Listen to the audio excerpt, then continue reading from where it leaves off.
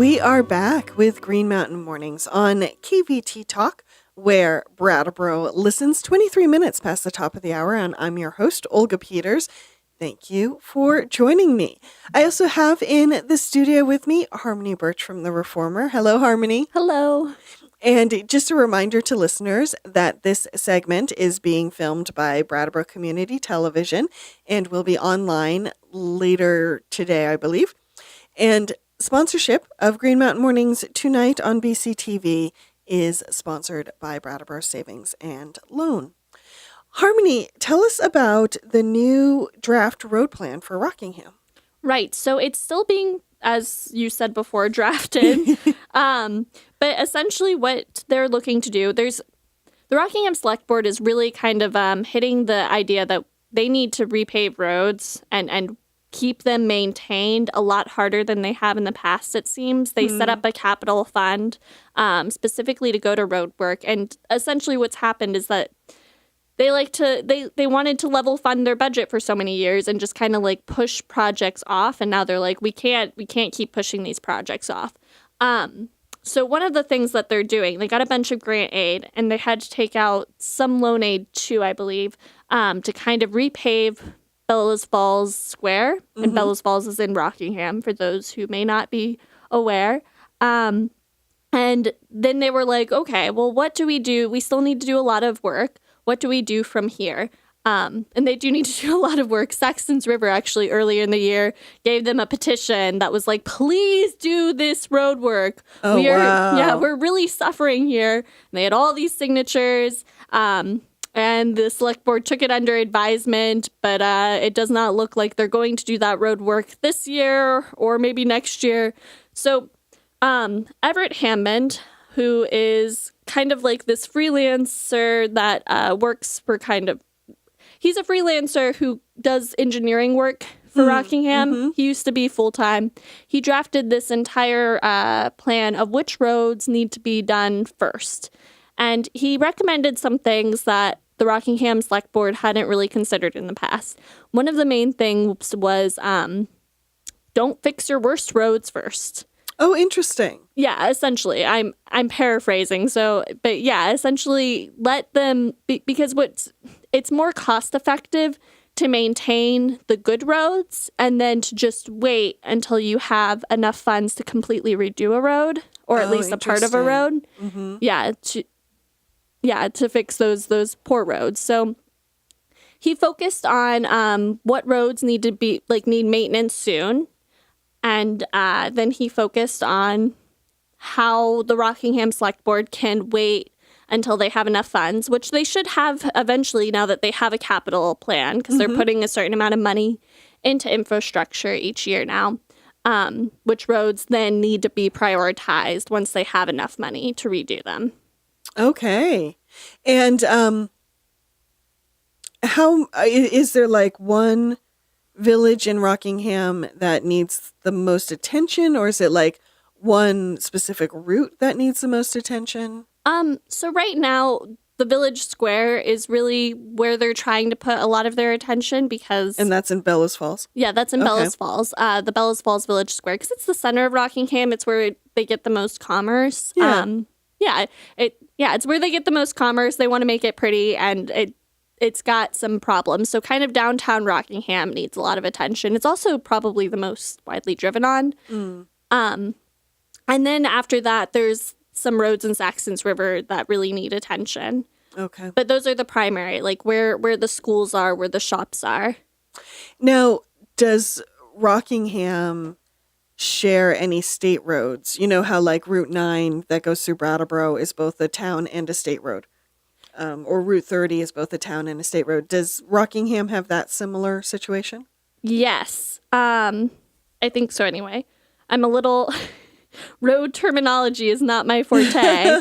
But Route 121, that would be a state road, right? Yes. Yes. And 103 probably. Yeah. And then I think Route 121 is one of the ones that goes through the town, the village. But the village road, the road that goes directly through the village, is considered a state road. Okay. Yeah.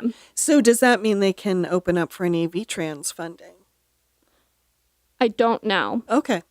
I know they have been looking into it, and they're continually looking into it. They've got the development director looking into it, and Everett and Mike Hines, who's the highway supervisor, have been looking into it. One of the problems, and they have been procuring funding, but federal funding and therefore state funding as a whole is getting lesser. Yeah.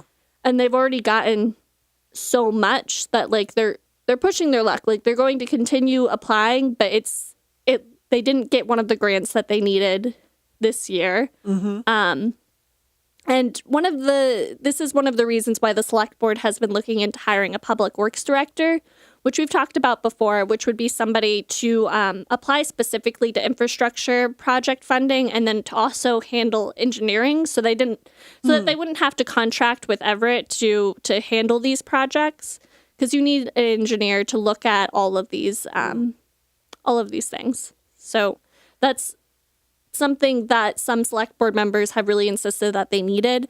The problem with that is that they would ideally have to share it with the Village of Bellows Falls. And the Village of Bellows Falls was like, no, we don't want a public works director. Oh, interesting. But the town, I believe, still intends on hiring one without the Village of Bellows Falls. So Okay. Well, it's an interesting dilemma. And you heard some of the conversation at Representative Town Meeting in Brattleboro. But this is something Brattleboro has wrestled with for a long time is, we don't want taxes to go up. We want to save money, which is completely a legitimate concern. And yet at the same time, where's that line between saving money by not fixing infrastructure and when is it just delayed maintenance that's getting more and more expensive? yeah, That's a hard balance to strike. that is something they seem to talk about at almost every select board meeting. I think probably most select board, yeah, it's like, it's a tough balance. Well, thank you for that, Harmony. Harmony and I are going to continue our off-air conversation, and we are going to hand you over to Natalie Knowles' local news. We shall return after the break. Welcome back to Green Mountain Mornings on KVT Talk, where Brattleboro listens 39 minutes past the top of the hour. I'm your host, Olga Peters, and a welcome back to Harmony Birch from The Reformer. Hi, Harmony. Hi. And we were talking off air, and so now we're going to talk about interesting things on air. Congressman Peter Welch was in Brattleboro over the weekend, correct? Yes, he came on Saturday. And he held a town hall in your community, or? Yep, a town hall in your community, and it was at the River Garden. The place was packed. Lots of people were there, and he mostly talked a lot. He talked a lot about S55. That was his big kind of reigning glory, and people asked him a lot of questions. A lot of people came to be like, "Hey, how do I have this business, and the government is doing this. How do I lobby for this?" There were actually a wide variety of questions. And That's great. Yeah.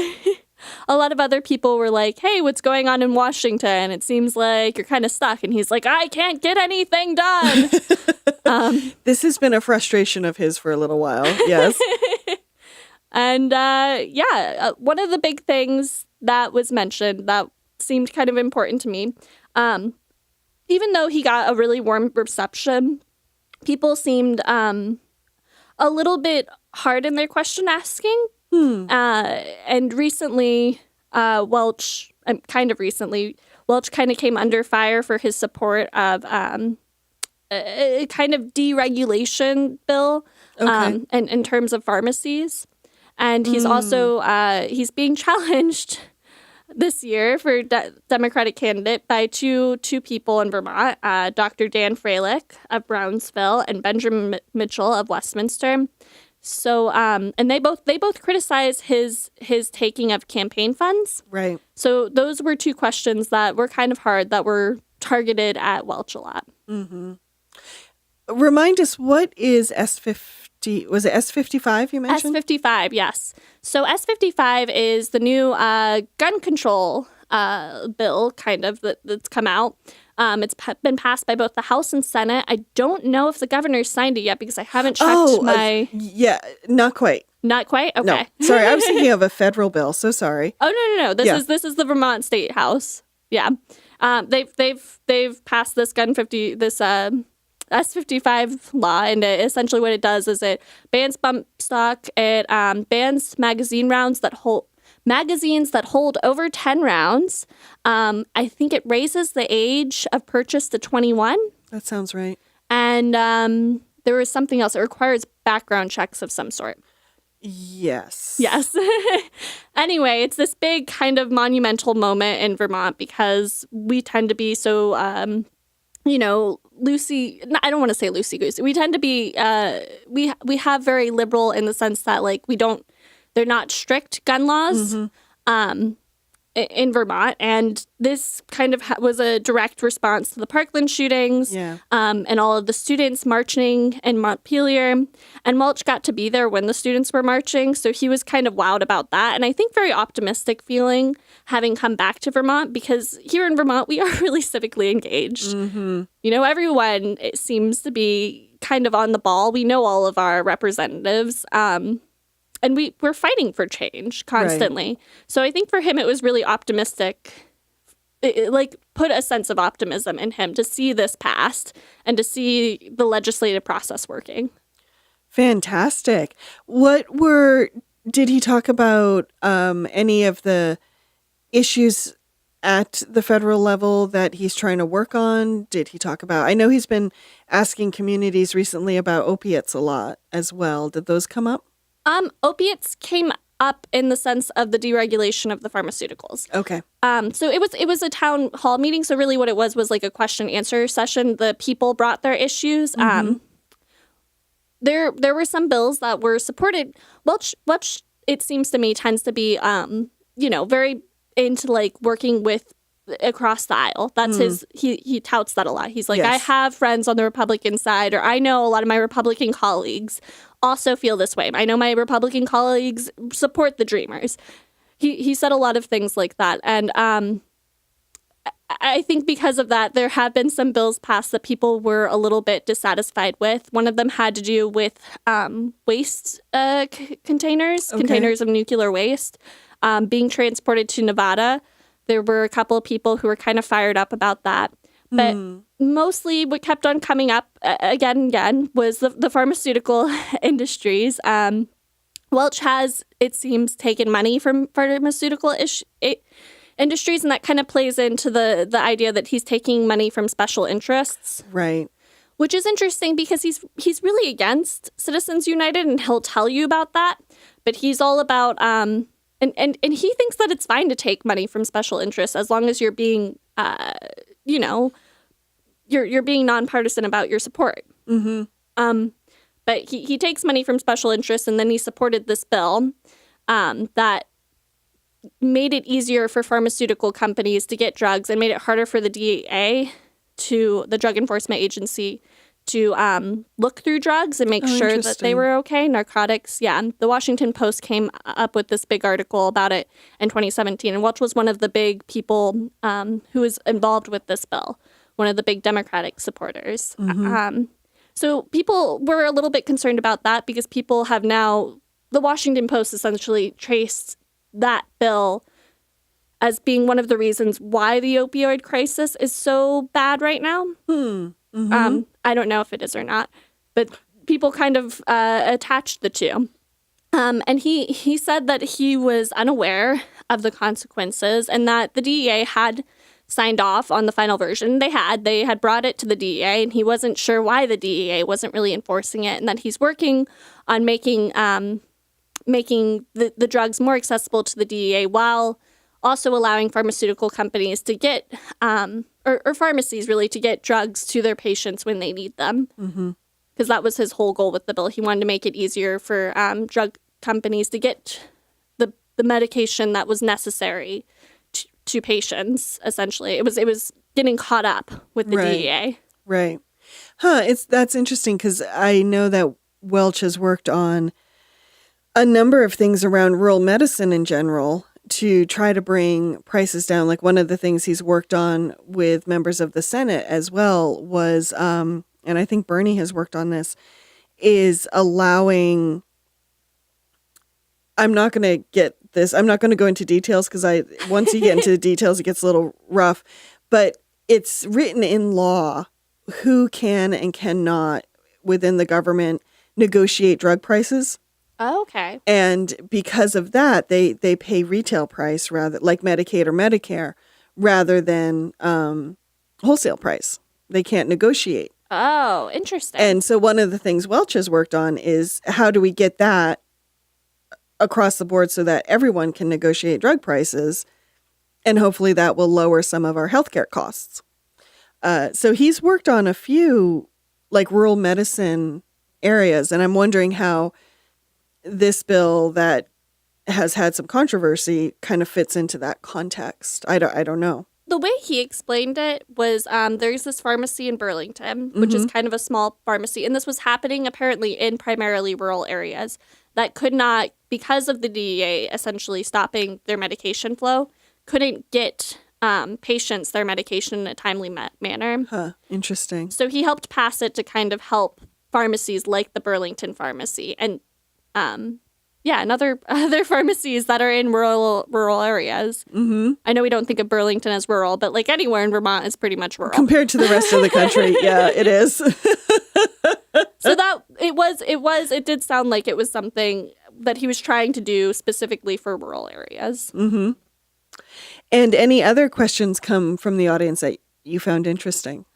So back to S55, a lot of people wanted to know what he was going to do on a federal level. And around guns. Around guns, yeah. And, being a congressman and somewhere that's primarily controlled by the Republican Party, it's a little difficult. He essentially kept on saying if Paul Ryan, is that right? Mm-hmm. That's the Speaker of the House? Yes. Okay, it's early.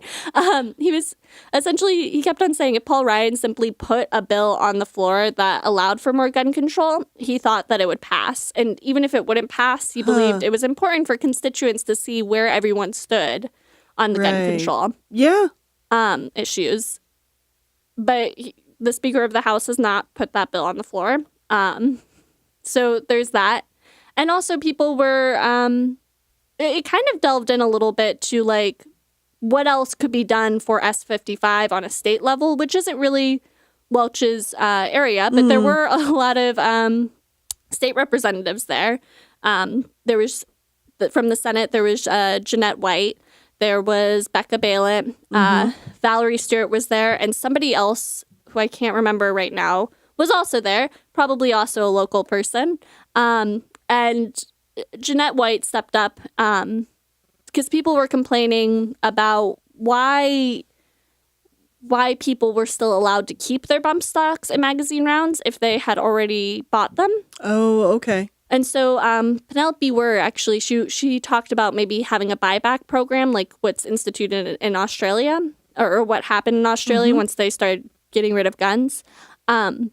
And Jeanette White was like, well, we tried, but this is like what we got passed was what we could get passed.